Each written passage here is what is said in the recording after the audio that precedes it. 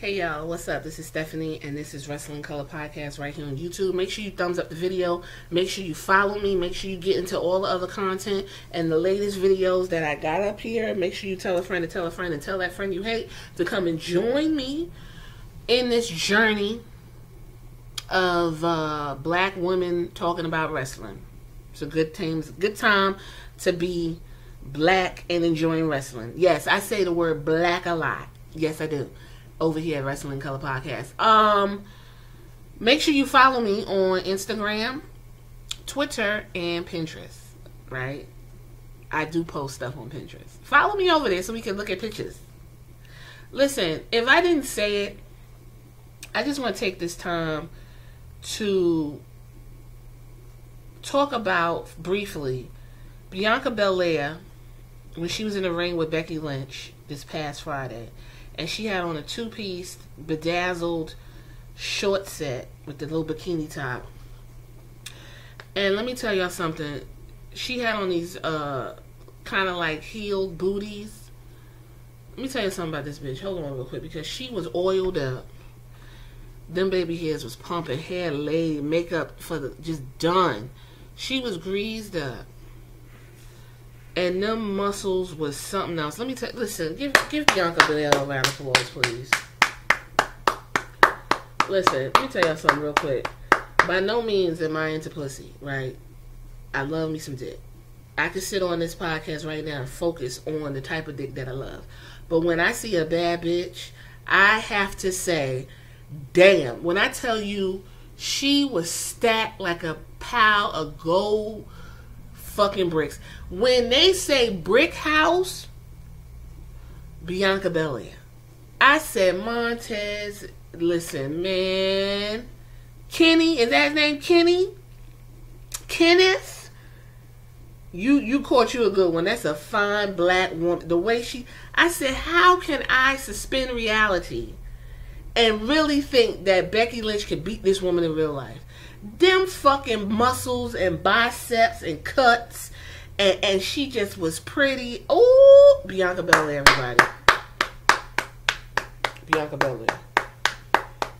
When I tell you body goals, she is in the trinity. If there's a trinity of body goals, Bianca Belair, Jade Cargill, Naomi Uso. Body goals. The Holy Trinity, right there. If I have a goal to get, it's right there. And none of them bitches is super young. They all in their 30s. Okay, they pushing 40. So I got a chance. Bianca Belair, one more time. Just in the ring, looking good for no fucking reason. I had to say that. If I said it before somewhere else, I'm sorry, but I had to repeat that. I said that, and she knew. She posted that outfit on her Instagram because she knew she looked damn fucking good. I forgot who she was fucking talking to in the ring. I said, God, look at that. Man, listen. So what we here about? Y'all see him in the picture. Booker T. King Booker. That's what we talking about real quick. First of all, I was shocked, floored, verklempt, and I clutched my pearls when a headline came across my Twitter that said Booker T agreed. I didn't even know who he was agreeing with. I said Booker T agreed. What the fuck is going on? All Points Bulletin. Send out a buy low. Be on the lookout. Booker T agrees. Yes, Booker T agreed with Mick Foley. So I'm gonna give a synopsis. I'm not gonna give you the whole what he said. I'm gonna give you what I know from what I heard. I'm gonna say it how I say it. So Mick Foley was, looking at everything we looking at, and I guess he was compelled to say what he said at the chagrin of the WWE higher ups and community, because they are not happy that Mick Foley said this. And it's some shit that we all been saying, the writing's on the wall. Basically, Mick Foley said, listen, WWE is not the place. It's not the destination no more, okay? People want to see pro wrestling. People want to have a good time. People want to enjoy certain shit. They got taste, and they want to do it as grown adults. They don't want to feel like jackasses and feel like complete morons when they watching a product, okay? That's it. He said WWE is right now not so much as the go-to for professional wrestling. WWE is an entertainment. It's an entertainment entity, and they're making sure that we all know it's an entertainment entity. They're moving away from indie talent. They don't want short, talented men. They are no longer catering to 80s babies, y'all. You know, this shit just dawned on me that I grew up in the heyday of WWE, which was the 80s. You understand? They are no longer catering to me. If you're turning 40 this year, 80, 81, you're born in 1980, you're already 41. 81, 82, 83, you're hitting 40, you pushing 40, WWE is no longer catering to y'all. They're not about to sit here and give you no hard-hitting wrestling. They're going to give you some cheesy-ass storylines. Shit ain't going to make sense.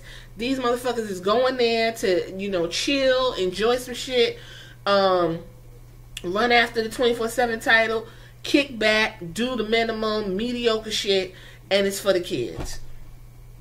But if you are in that group that want to see some hard-hitting motherfuckers still blading themselves, they flipping the bird, they telling each other go fuck themselves, they kicking motherfuckers in the mouth, it's a whole new world of wrestling. Pro wrestling, you have plenty other options, not just AEW. You got Impact. Because I just watched Impact. Chris Bay was going up against some white dude, and they was kicking the shit out of each other. Ring of Honor come on 2 o'clock in the morning, unfortunately, but I do love the Briscoes. And I just thought the Briscoes would have ended in WWE. I don't know why, but the Briscoes are true to Ring of Honor.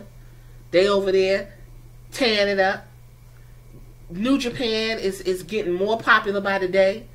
That one guy, I watched him and Connor, aka Oscar, go back and forth with another old Japanese man, this other Asian girl, and they was slapping the fuck out of each other. Okay, you got all that wrestling, good wrestling going on.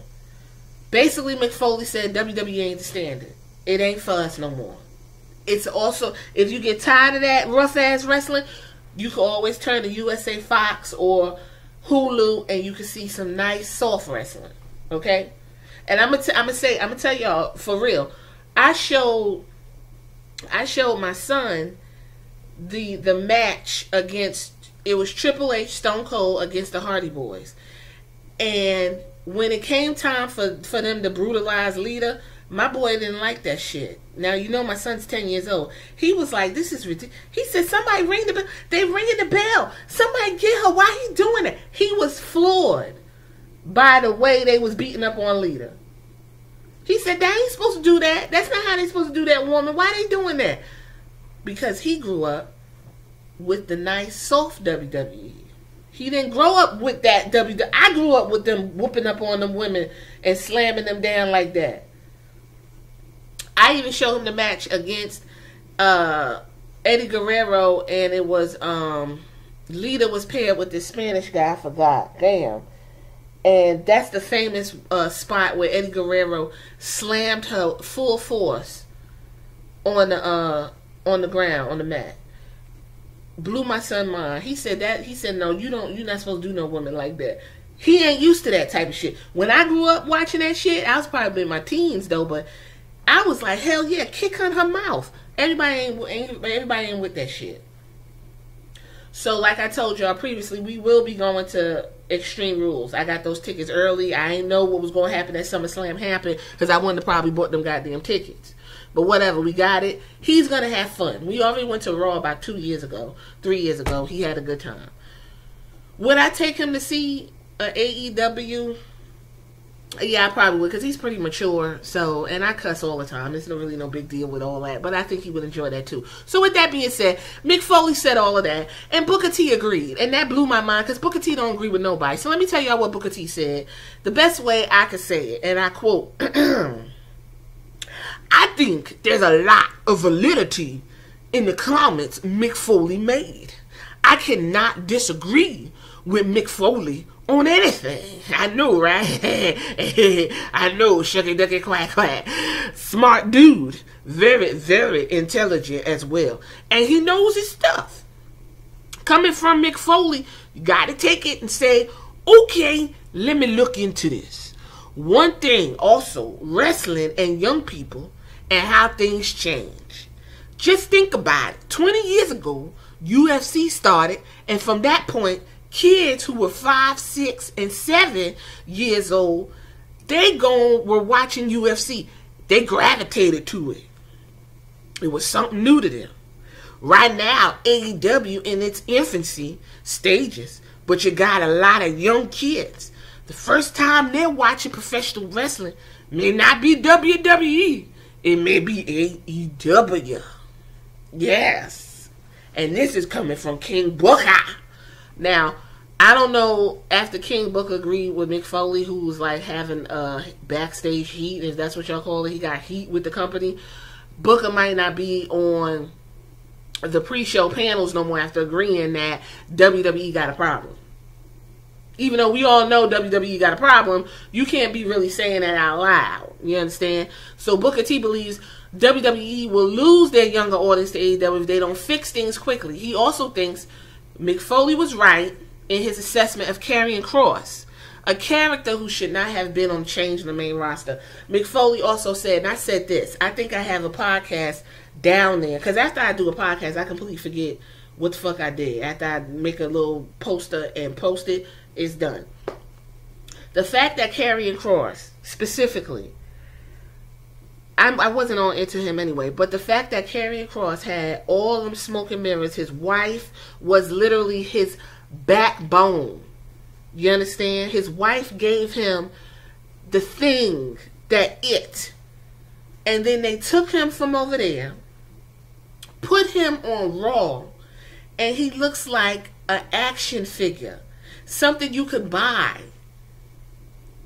Nothing about him is scary. Nothing about him tells me to fall and pray. Karrion Kross coming out, I'm not about to fall and pray. Why don't they give him one of them big ass axe handles they use to decapitate people from the medieval times?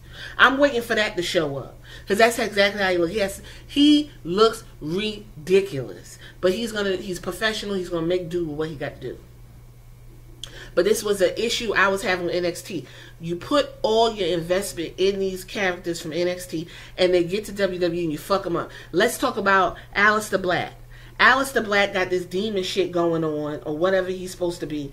That is a character. Why Vince McMahon did not like that or did not get it makes no sense to me, because I just saw a clip of a new toy for Alexa Bliss. It's a Jack in the Box, and you going boom, and Lily pops out. It's probably gonna be $70, $80 First of all, I don't know who's buying that for their daughters, because it's demonic as fuck. It got the pentagram and all that old bullshit. I don't know who's buying that, but whoever's buying that, you got that demon element, right? You got that supernatural element. She was already on a pentagram, looking up, laughing and shit with that Lolita syndrome that turned on fucking who, I don't know. So why they couldn't get Aleister Black? Why they couldn't get that? But you somehow pushing Alexa Bliss as being controlled by a demon and a doll. That's a character. Let's think about it. Now I'm going to get on up out of here. You got, prior to that whole Alexa Bliss shit, you had the Boss, the Glow Queen, the Queen, Charlotte Flair, the Boss is Sasha Banks, Glow Queen is Naomi. You got the role model now, Bailey, even Happy Bailey, whatever you call that. Who else came in? You had Keith Lee. So this is part 2 to King Booker agrees to somebody, because my computer, listen, that's a whole nother issue. But what was I doing? I do want to give a shout out to Booker T and his reality of wrestling promotion. It's very important that we acknowledge this black man owns his own wrestling promotion since 2005. Wait a minute. Something popped open. Since 2005. So, what's the good news? It's based out of Texas. You could watch a lot of it on YouTube, their YouTube channel. I do catch some of it on the YouTube. They got some decent wrestling. A lot of our favorite wrestlers have gone through reality of wrestling, the Usos, Ember Moon, to name a few.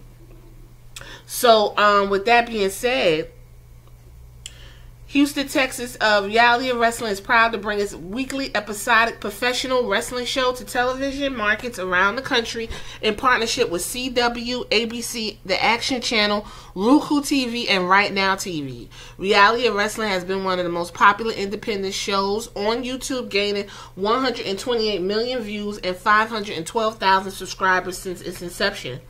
Reality of Wrestling has been the longtime flagship of Texas wrestling. And under Booker T's vision, the ROW plans to become the preeminent independent wrestling promotion in the nation. Reality of Wrestling will begin airing on CW33 in Dallas, Texas on September 18th at 3 p.m. Central Standard Time. Find out what that is Eastern Time. It's probably somewhere by 2 o'clock in the morning or something like that. On ABC 7 in Tyler, Texas, as well as ABC 9 in Lufkin, Texas at 3 a.m. Central Standard Time. Reality Wrestling will air on Right Now TV starting October 1st, which will bring the ROW to fans in 20 television markets nationwide, including Atlanta, Las Vegas, Nashville, Albany, and Los Angeles. The Reality of Wrestling will continue to expand in the fall, and it joins the Action Network in mid-October and adds an additional 26 television markets. See full-time lineup in cities and stations near you. And they have their announcement promotions all over there on Twitter. I am happy for Booker T. I think this is a big deal. He just got through saying and agreeing with Mick Foley that WWE is not the place where people who care about their creativity and don't mind putting it in the hands of people who have absolutely no idea what the fuck they're doing, they don't have to go and make that decision. They have places like Reality of Wrestling that's now going to be televised. Ring of Honor is on TV. Impact is on TV. Impact also has a Impact station on Pluto, where you can watch all that old shit. Samoa Joe, AJ Styles, what's his name? They just hired the dude that's gonna be the 2.0. Did the milk. Chris Angle did the milk. Kurt Angle. All of that's over there. I just want to give a round of applause to Booker T. You know, I don't really care for what Booker T be talking about, but this right here is a big deal, and I think it's very important that we shed light on Booker T doing some fucking big things over there at Reality of Wrestling. So congratulations to him. That's all I want to do. Make sure you thumbs up this video. Listen to part 1. This is part 2. And I'll catch you on the next conversation. This is Wrestling Color Podcast. Thumbs up. Follow me. And send your congratulations to Booker T. And him finally getting it right for the first time in a long time. All right, y'all. Catch you on the next one.